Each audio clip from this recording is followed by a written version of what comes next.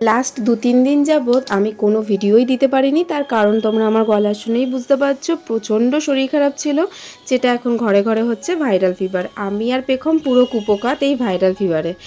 জ্বর তো জ্বর, 2-3 দিন যাইবা ছিল, তারপরের যে ফেজটা, কষ্টে শেষ হয়ে যাচ্ছে জীবন। গা হাত পা ব্যথা, ভমিটিং, মাথা ব্যথা।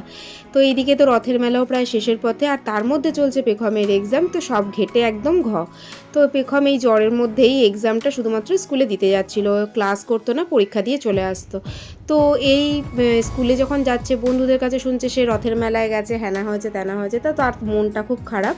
তো বুধবার দিন সে যেহেতু একটু সবারই শরীরটা ঠিকঠাক লাগছিল, আর হাজব্যান্ডও অফিস থেকে তাড়াতাড়ি চলে এসেছিলো, তো সবাই মিলে চলে গিয়েছিলাম আমাদের হেলাবরতলার রথের মেলায় ঘুরতে।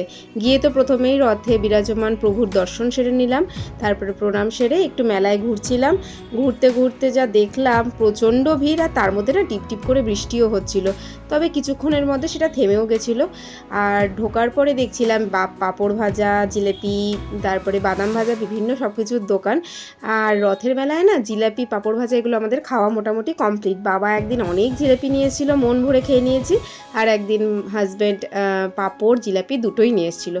তো তাই জন্য আর ওইগুলো আর কিনে সময় নষ্ট করিনি। তবে যেহেতু মুখে কোনো স্বাদ নেই, ভাবছিলাম একটু পাঁপড় ভাজা খেলে যদি মনটা ভালো লাগে বা মুখটা ভালো লাগে, তো একটুখানি পাঁপড় ভাজা কিনেছিলাম, কিন্তু মুখে কোনো স্বাদ লাগলো না, পুরো তেতো তেতো। আর এই মেলায় আসলেই না, পেখম হওয়ার আগেও হোক কি পরে হোক, আমি আর বাবন না এই বেলুন ফাটাতে খুব ভালোবাসি। তো সেই দিনও তাই, মেলায় যেহেতু গেছি বেলুন তো ফাটাতেই হবে। তো আমি কিন্তু একটা ফাটাতে পেরেছিলাম, বাবনও একটা, আর পেখম বেচারা এতটাই দুর্বল যে তার দ্বারা একটা বেলুনও ফাটানো হয়নি, তাই তার একটু মনটা খারাপ হয়ে গিয়েছিল। তাই সে চলে গেছিলো তার বাবাইয়ের সঙ্গে খেলনা কিনতে, সেখানে তার বন্ধুদের জন্য ছোটোখাটো কিছু গিফট এবং নিজের জন্য কয়েকটা খেলনা কিনে নিয়েছিল। আর আমি যে একটুখানি কানের দুল, হার এগুলো দেখবো তার কোনো উপায়ই ছিল না, কারণ বিভৎস ভিড় ছিল, লোকজন পুরো ঘাড়ের উপরে প্রায় উঠেই আসছিল।